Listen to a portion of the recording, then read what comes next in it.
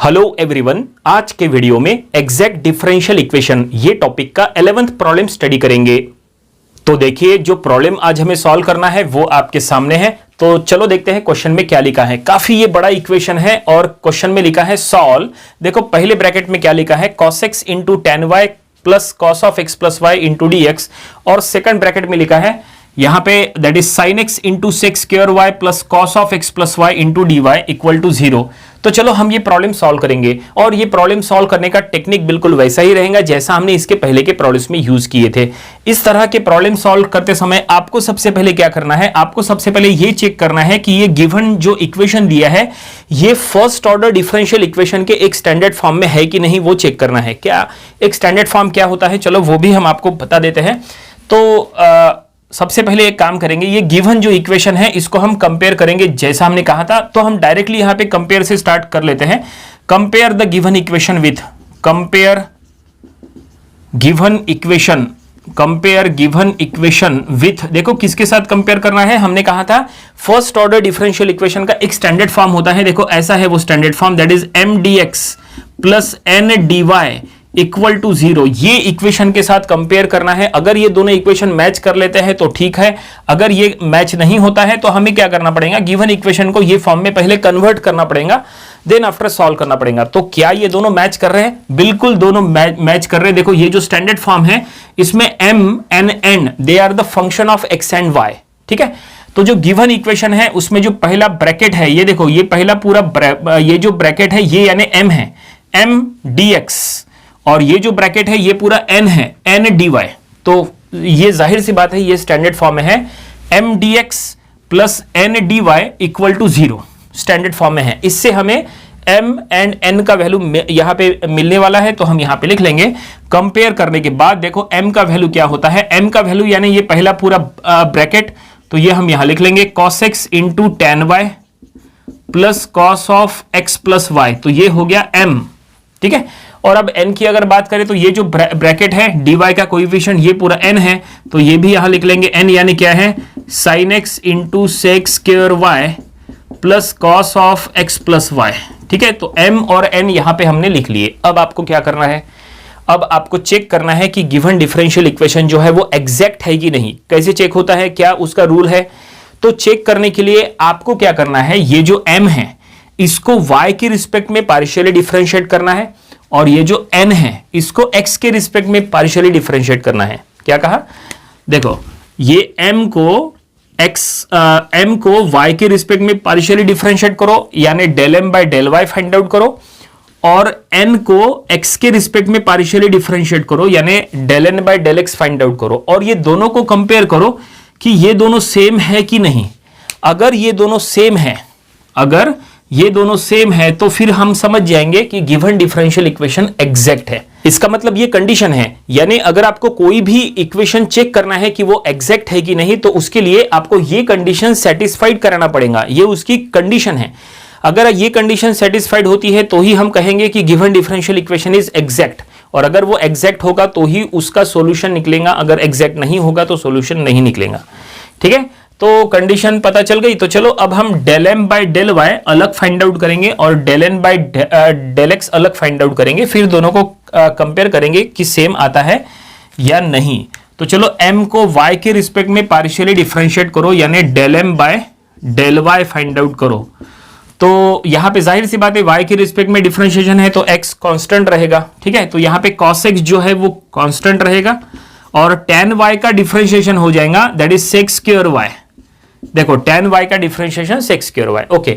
अब cos को differentiate करो, तो cos का डिफरेंशिएशन होता है माइनस साइन, तो हम यहां लिख लेंगे minus of sine into bracket that is x plus y, और ब्रैकेट के अंदर डिफरेंशिएशन करोगे विथ रिस्पेक्ट टू y तो 1 आएगा, तो वो मेंशन करने की जरूरत नहीं है। तो cos का हो गया माइनस साइन। तो इस तरह से हमने del m by del y find out किए। चलो अब यहां पे del n by del x find out करेंगे, x के रिस्पेक्ट में पार्शियली डिफरेंशिएट करेंगे, देखते हैं क्या रिजल्ट मिलता है। तो यहां पे कांस्टेंट रहेगा y, तो सेक्स स्क्वायर y कांस्टेंट हो गया, ठीक है। तो साइन x का यहां पे हो जाएगा cos x, तो हम यहां लिख लेंगे cos x, ठीक है, और sec square y as it is, ठीक है, और प्लस ये cos का डिफरेंशिएशन करो, तो यहाँ पे विथ रिस्पेक्ट टू एक्स करना है तो कॉस का डिफरेंशिएशन माइनस साइन, तो ये प्लस नहीं, ये माइनस हो जाएगा, minus of sine x plus y. ये हमने डिफरेंशिएट कर लिए। अब दोनों को कंपेयर करो, क्या ये दोनों सेम है?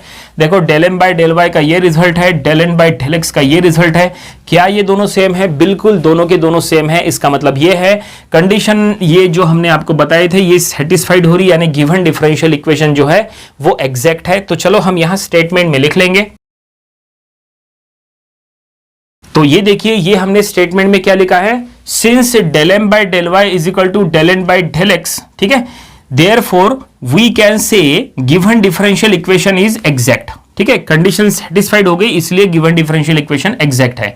और अगर ये एग्जैक्ट है तो हमें सॉल्यूशन फाइंड आउट करना है, तो यहां पे हमने लिख लिए and therefore it's solution is given by. देखो सॉल्यूशन अब फाइंड आउट करना है तो फार्मूला क्या है सॉल्यूशन के लिए, फार्मूला यहां पे लिख लेते हैं। देखो फार्मूला ऐसा है, that is integration of M d x, ठीक है, plus integration of terms of N not containing x, और इसका इंटीग्रेशन है with respect to y equal to c यानी कांस्टेंट। देखो ये फार्मूला है, ये फार्मूले का यूज करके आपको जो है वो सॉल्यूशन फाइंड आउट करना होता है, ठीक है। तो क्या है formula, integration of M d x, यानी एम यहां पे पुट करो, एक्स के रिस्पेक्ट में इंटीग्रेट करो, और यहां पे है देखो ब्रैकेट के अंदर क्या लिखा है, टर्म्स ऑफ एन, मतलब एन की टर्म्स जिसमें एक्स नहीं है, नॉट कंटेनिंग एक्स, और वो टर्म्स आपको यहां पे लिख लेना है और उसको y के रिस्पेक्ट में इंटीग्रेट करना है इक्वल टू c यानी कांस्टेंट, ठीक है। तो ये फार्मूले में चलो सभी का वैल्यू अब हम पुट कर लेते हैं। सबसे पहले इंटीग्रेशन ऑफ m, तो m यहां पे पुट करो तो हम यहां लिख लेंगे इंटीग्रेशन ऑफ, देखो ये है पूरा m, जो हमने m और n फाइंड आउट किए थे उसको थोड़ा सा हाईलाइट कर लेते हैं। देखो ये था आपका m और ये था n, ये काफी इंपॉर्टेंट है, m और n में गलती नहीं होनी चाहिए क्योंकि पूरा खेल उसी के ऊपर है। तो चलो यहाँ पे m पुट करते हैं, ये हम ब्रैकेट में दे देते हैं, that is cos x into क्या है tan y है, cos x into tan of y plus cos of x plus y।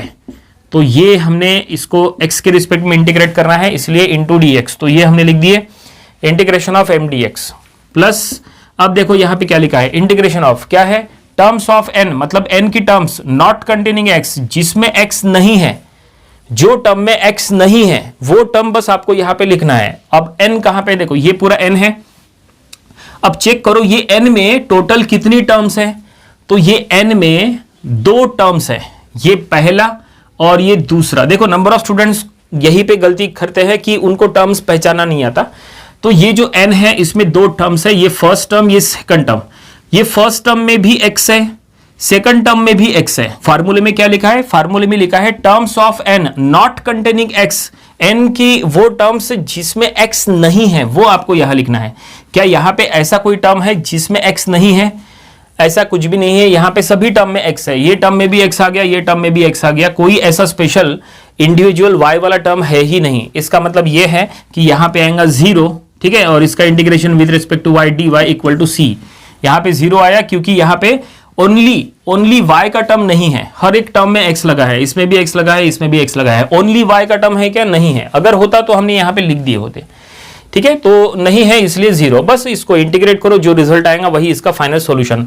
तो यहाँ पे क्या है, चलो ये फर्स्ट टर्म को इंटीग्रेट करो और ये सेकंड टर्म को इंटीग्रेट करो, तो यहाँ पे integration with respect to x है, ऐसे में जो tan y है, tan y को हम यहाँ साइड में ले लेते हैं, ठीक है, और cos x को इंटीग्रेट करो तो cos का इंटीग्रेशन होता है sin, तो हम यहाँ लिख लेंगे sin x, ठीक है, cos का इंटीग्रेशन sin, और यहाँ पे भी cos का इंटीग्रेशन है तो वो हो जाएगा again plus sine of x plus y, और x प्लस वाई में अगर आप यहाँ पे x प्लस वाई को डिफरेंशिएट करेंगे तो वो हो जाएगा 1 प्लस 0, और वो डिनोमिनेटर में वो लिखने की जरूरत नहीं है 1, ठीक है, तो इंटीग्रेट हो गया ये प्लस 0, तो ये तो छोड़ी तो 0 है, और इधर है c, तो ये मिल गया c एज इट इज। बस यहां तक हमने सॉल्व कर लिए। क्या ये सॉल्व हो सकता है और इसमें कुछ सॉल्व होने लायक है? कुछ भी सॉल्व होने लायक नहीं है, इसको आपको यहीं पे स्टॉप करना पड़ेगा, और नीचे हम लिख लेंगे this is the required solution, और फाइनली प्रॉब्लम यहीं पे कंप्लीट हो गया। उम्मीद करते हैं कि ये प्रॉब्लम आपको समझ में आया होगा। ये प्रॉब्लम आपको अपनी प्रैक्टिस बुक में जरूर सॉल्व करके देखना चाहिए।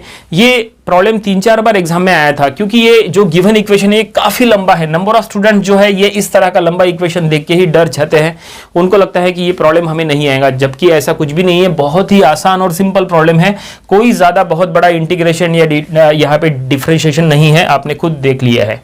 ठीक है, तो ये प्रॉब्लम की आप प्रैक्टिस जरूर करिएगा। ये था एग्जैक्ट डिफरेंशियल इक्वेशन, ये टॉपिक का प्रॉब्लम नंबर 11। इसके पहले जो हमने इसके 10 प्रॉब्लम्स लिए थे वो भी आपको स्टडी कर लेना चाहिए, और इसके आने वाले दिनों में हम इसके और भी नंबर ऑफ प्रॉब्लम्स कवर करेंगे ताकि इसकी और अच्छे से प्रैक्टिस हो जाए। तो मिलते हैं नेक्स्ट वीडियो में। Thank you very much.